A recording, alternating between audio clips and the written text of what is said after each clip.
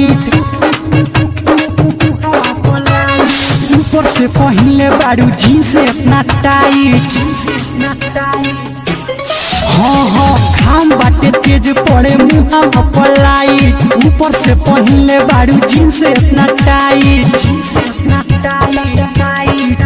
चीज भीज के हो जाए तारा तर तो लगा ली हो सूखल का पाउडर गोरी गोरी नहीं लसर लसर तू लगा ली हो सूखल का पाउडर सूखल का पाउडर हो सूखल का पाउडर हो सूखल का पाउडर चीज भीज के हो जाए तारा तर तो लगा ली हो सूखल का पाउडर गोरी गोरी नहीं लसर फसर तू लगा ली हो सूखल का पाउडर।